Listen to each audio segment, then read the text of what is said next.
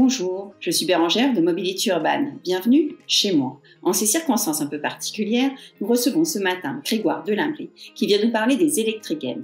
Cet événement doit normalement se produire les 13 et 14 juin prochains à Montségur, en Gironde.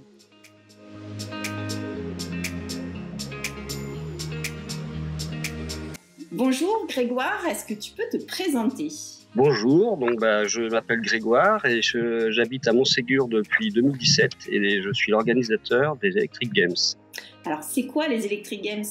Eh bien, c'est un ensemble de choses. C'est à la fois une rencontre, un festival, une compétition qui réunit tous les passionnés de la glisse électrique. Les gens qui viennent de France, d'Europe et d'ailleurs se réunissent pendant un long week-end pour partager ensemble leur passion. Et ça se passe où ? Eh bien, ça se passe à Montségur. Montségur, c'est un petit village d'environ 1500 habitants qui est dans le sud Gironde, à 60 km de Bordeaux environ. C'est un petit village super agréable, avec toutes les commodités. On est extrêmement bien accueillis. Il y a beaucoup de tourisme et donc beaucoup d'habitude de recevoir les gens. Et c'est un village qui s'est merveilleusement adapté aux Electric Games. Et pourquoi avoir choisi Montségur pour les Electric Games ? Montségur, c'est un petit village qui est vraiment génial. Il y a plein de dénivelés, il y a un parcours cross qui est juste fantastique à dessiner avec l'existant. C'est des petites rues vraiment sympas avec du beau goudron. Il y a une place carrée avec une halle à l'intérieur qui est géniale. Donc tout le monde connaît la halle de Montségur maintenant un petit peu avec les vidéos. Et donc tout ça concourt à ce que ce soit vraiment un petit village de bonne taille pour organiser cet événement. Parce qu'en plus, on a tout le concours du village, les services techniques, la commune, tout le monde nous aide. Et ça, c'est vraiment indispensable pour que ça soit une belle réussite. Ça, c'est vrai qu'on est en immersion totale dans le village, complètement fermé pour les wheelers et les électroteurs. C'est super agréable, j'avoue. Qui est-ce qui peut participer à cet événement ? Est-ce qu'il faut des compétences particulières ? Est-ce qu'il y a un niveau requis ? Non, il n'y a aucun niveau requis. On n'a qu'au contraire, c'est vraiment le principal but à la base, c'est des rencontres. Donc vous pouvez pratiquer tout type d'engins, même non électrifiés. On n'est pas du tout sectaire. Tous les engins électriques, bien sûr, sont les bienvenus. On est là pour partager nos passions. Après, il n'y a pas de niveau requis dans le sens où il y a à la fois des compétitions, effectivement, où il y a des classements, mais il y a aussi plein d'activités et de jeux et de moments conviviaux où peu importe le classement. Et puis il y a aussi tous ceux qui viennent faire les compètes pour l'esprit de compétition et s'amuser.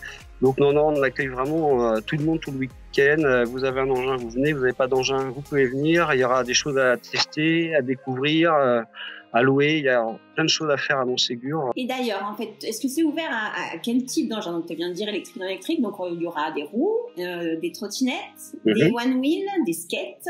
Voilà. Plusieurs types de skates, mountain board ou skate classique. Il y a deux catégories. Il y a la catégorie street, donc avec des petits trous en uréthane, des roues non gonflables. Et après, on aura aussi les IMTB, e-mountain board, donc les gros skates qu'on a vus. Voilà, donc ça fait deux catégories distinctes en skate. Après, une catégorie donc de one wheel. En trot, on va avoir plusieurs catégories parce qu'on va avoir des grandes roues, des petites roues, puis des différentes puissances. Donc il y aura quand même des sous-catégories un petit peu pour voir pour pouvoir un peu se mesurer avec les gens de sa catégorie. En roue, c'est pareil. On va avoir, donc cette année, on reproduit les trois catégories de puissance. Et par contre, on va mettre en place des catégories adolescents parce qu'on a vu qu'il y avait beaucoup de problèmes à ce niveau-là, des enfants plus ou moins âgés avec des roues plus ou moins puissantes, du coup, qui laissaient aucune chance à d'autres. Et en dessous, il y aura une catégorie 7-12 ans.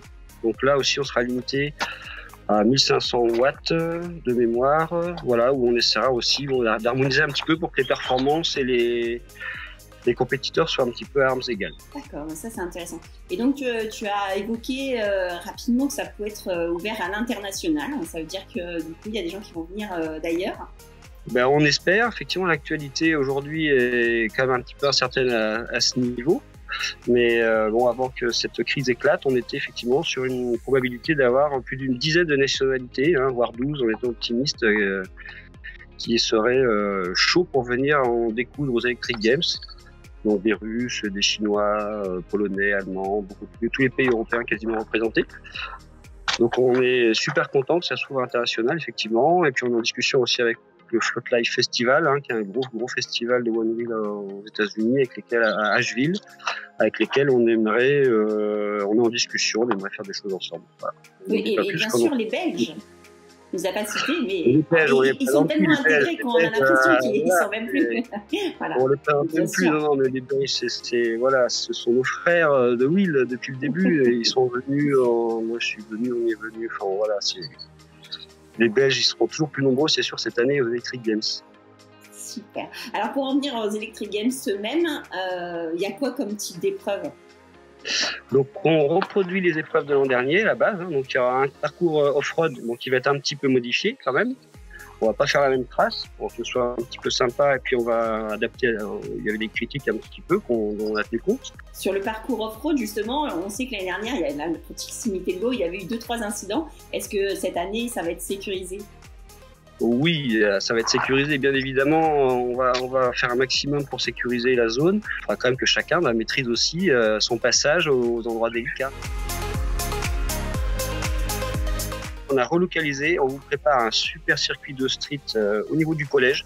Un circuit qui va faire plus de 800 mètres, je pense. Voilà, donc qui sera type karting. On a vu comment ils se sont super bien débrouillés au Winter Games. Donc on observe et on adapte aussi.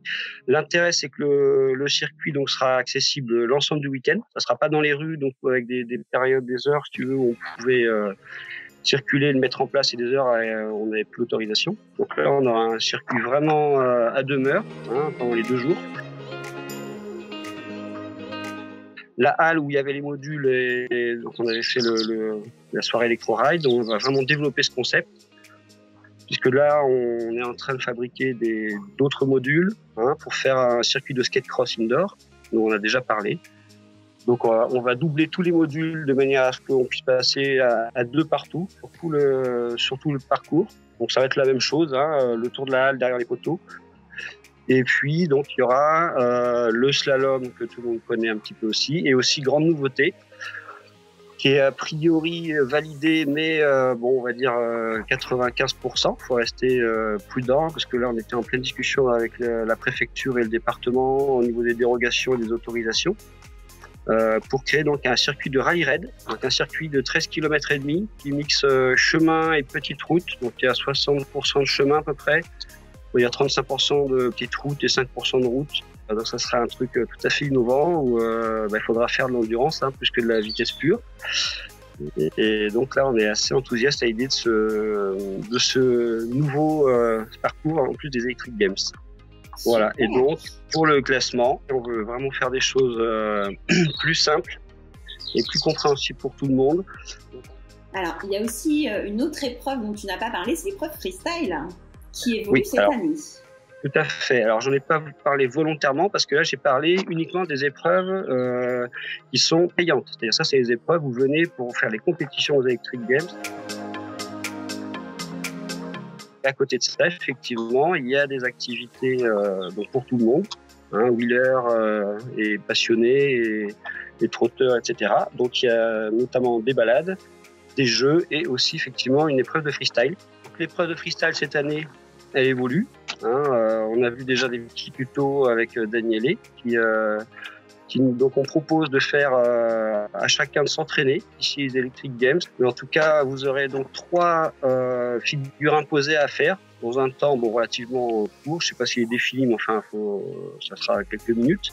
Et donc il faudra produire le programme imposé avec tout ce qu'on souhaite inventer soi-même en termes de mise en scène, musique, façon d'être pour susciter l'intérêt du public puisque c'est les applaudissements du public qui détermineront qui est le gagnant. Et il y aura également aussi normalement donc des épreuves de freestyle aussi à destination des trottes, des one wheel, des skates. On discute avec les uns les autres. Il y aura aussi un tournoi de polo wheel traditionnellement. Voilà, tout à fait. Voilà. Alors le tournoi de polo wheel qu'on connaît bien maintenant et qui est vraiment aussi une attraction pendant les Electric Games, parce que c'est vrai qu'il faut réunir pas mal de monde et là c'est l'occasion. Donc ça se déroule dans la cour de l'école de récréation. Alors a priori c'est à cet endroit-là, mais ça peut évoluer, on verra parce qu'il peut y avoir des modifications. Donc là, effectivement, on propose à toutes les équipes européennes et régionales de venir s'affronter. Donc c'est pareil, hein, dès que vous le pourrez, n'hésitez pas à vous entraîner au polo wheel. Alors, les balades cette année aux Electric Games, il y a des chouettes projets. Hein. On a créé 5 circuits qui représentent environ 110 km dans de petites routes. Donc il y aura une appli avec les circuits balisés. Savoir que je vous apprends pas que c'est un gros boulot de demande de dérogation pour pouvoir avoir ce genre de balade. Voilà. Alors après c'est pareil, il y aura certainement des choses en cours d'organisation qui vont apparaître. Donc notamment qu'il va falloir des signaleurs, c'est-à-dire qu'il faudra forcément qu'on ait des signaleurs, donc une équipe de 6 ou 8 personnes qui encadrent, qui fassent donc la circulation au carrefour, qui encadrent, etc. Donc vraisemblablement on va demander parmi les wheelers, peut-être parmi des groupes de wheelers constitués par région, etc., s'ils veulent prendre en charge une balade. D'accord, donc si on résume bien, il y a une partie compétition avec du off-road, des parcours street et des petites épreuves surprises qui vont avoir lieu. Donc ça, c'est ouvert aux compétiteurs. Et de l'autre côté, il y aura concours de freestyle, polo wheel, dont on mettra les liens vers la vidéo de Daniele qui explique les 3-4 figures de base hein, pour le freestyle et les règles du polo wheel. Pareil, on mettra un petit lien pour ceux qui ne connaissent pas encore. Et donc des balades, ça ouvert à tous, sans forcément qu'on soit inscrit aux épreuves. C'est bien ça? Les balades, oui, mais par contre les balades, alors, il faudra forcément s'inscrire. C'est-à-dire qu'on aura quand même, nous, on sera obligé de faire signer une décharge aux gens. Donc en gros, il y aura un petit bracelet indéchirable, quelque chose comme ça, parce que les gens sont obligés, au regard de la loi, de nous garantir que ils sont assurés, comme la loi l'y oblige, et qu'ils auront toutes les protections nécessaires. Normalement, bon, on n'acceptera que les gens avec des protections nécessaires. Et a priori, même, on pense que l'organisation fournira un gilet jaune ou un gilet, en tout cas, à chaque participant. Parfait. Donc, juste une inscription sur place, mais avec des modalités qui sont d'être assuré, bien sûr. J'espère que tout le monde l'est maintenant. Et d'avoir les protections nécessaires, voire ces équipements de visibilité, parce qu'il y en aura certainement qui se dérouleront le soir. Je pense que malheureusement, ça reste d'être interdit au moins de 12 ans. Ça, je crains que là-dessus, on se doive de respecter le niveau des crêtes. Donc malheureusement, les en dessous de 12 ans ne seront pas admis aux balades. En plus de toutes ces animations, c'est déjà très riche, il y aura des animations musicales le soir, la nuit, c'est aussi la fête. Tout à fait. C'est la fête, exactement. Donc il y aura des animations, mais surtout, ce qu'il faut aussi retenir, c'est qu'il y aura des choses qui vont se chevaucher. Parce qu'on n'a pas tout énuméré, et oui, il y a encore d'autres choses, hein, c'est hyper condensé cette année. Il y a aussi des challenges et des jeux. A priori, on va faire des jeux style interwheel, hein, donc on a plein d'idées à venir. Voilà, on bosse avec plein de passionnés sur des super idées, mais le temps est compté. C'est-à-dire que si on commence à vouloir faire à un moment les compétitions, à un moment les challenges, à un moment le freestyle, ça, matériellement, on n'aura pas le temps de tout faire. Donc, il y aura des moments, il faudra que les gens fassent des choix. Donc, il y aura des soirées musicales, effectivement. Hein, il y aura un groupe sur scène pendant 1 heure et demie. Et puis, il y aura des DJ qui vont se relayer. Si des gens veulent venir faire un petit buzz sur scène, s'amuser entre eux, aucun problème, ils sont les bienvenus. Hein. On a tout le matériel pour tous les musiciens qui voudraient participer. Fantastique, ça donne vraiment envie. C'est vraiment une ambiance festival, hein, ces Electric Games. C'est génial. Ça donne vraiment envie. Alors, on va en arriver aux conditions pratiques. La question qu'on se pose tous, c'est après l'explication de ce programme magnifique, c'est à quel point on est sûr qu'ils vont vraiment se tenir les 13 et 14 juin. À partir de quand on le saura? Eh bien, écoutez, là, on est vraiment comme vous. Hein. On suit l'actualité au jour le jour. Donc, on espère que le confinement et les mesures sanitaires seront finies assez tôt pour que ça puisse se tenir. Hein. Ce qui est sûr, c'est que la commune et le maire, il est derrière nous. Hein, lui, il est motivé, il pense que ça va pouvoir aller. Nous, on va continuer. Moi, ici, j'ai du temps pour m'occuper et continuer mes modules et mon organisation. Donc, ça va continuer. Après, on prendra la décision en fonction de l'évolution. Et si par cas, on ne pouvait pas maintenir l'édition donc en juin comme prévu, on la reporterait vraisemblablement en octobre. Voilà. Ça laisserait un petit peu de temps à tout le monde de se réorganiser. Alors, comment on fait pour se rendre à Montségur? Parce que c'est vraiment un petit village. Et du coup, comment on fait pour se rendre là-bas?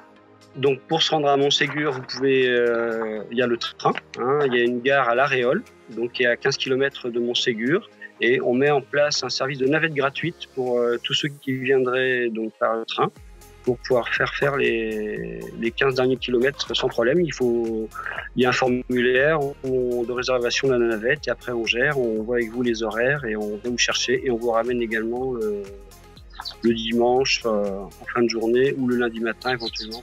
Alors, où est-ce qu'on peut se loger à Montségur pour participer aux Electric Games? Alors, on peut se loger dans plein d'endroits, c'est vraiment pas un souci. En premier lieu, on propose un espace camping gratuit, donc à peu près à 200-300 mètres du centre-ville. Donc, vous pouvez planter votre tente, mettre un petit camping-car. Il y a différentes zones par affinité, donc c'est très sympa. Après, sinon, il y a pas mal de chambres d'hôtes, gîtes à disposition. On a le bureau du tourisme à Montségur qui est là pour renseigner tout le monde.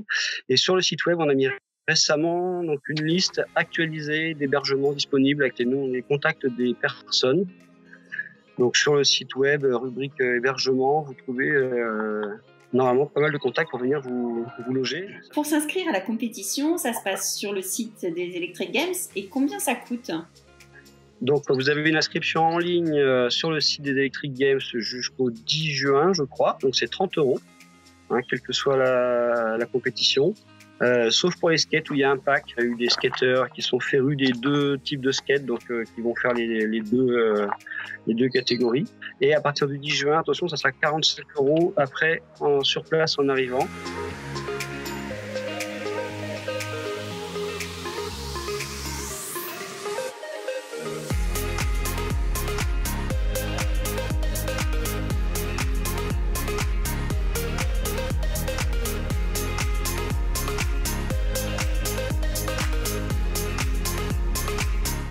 Vous en savez plus sur les Electric Games. Nous espérons vraiment qu'ils pourront se tenir les 13 et 14 juin prochains, qu'on puisse se retrouver à cette occasion pour faire la fête ensemble, ce qui, je pense, ferait du bien à tout le monde. Vous retrouvez tous les liens dans la description, notamment en ce qui concerne le freestyle, le polo wheel, ou tout simplement les inscriptions sur le site des Electric Games. En attendant, je vous dis à bientôt. Bon courage à ceux qui sont confinés dans les conditions qui sont peut-être pas toujours très sympas. Et voilà, tenez bon. On se retrouve très bientôt. Vous pouvez liker, partager cette vidéo, ajouter un petit commentaire, ça nous fait toujours plaisir. Voilà, à bientôt, au revoir.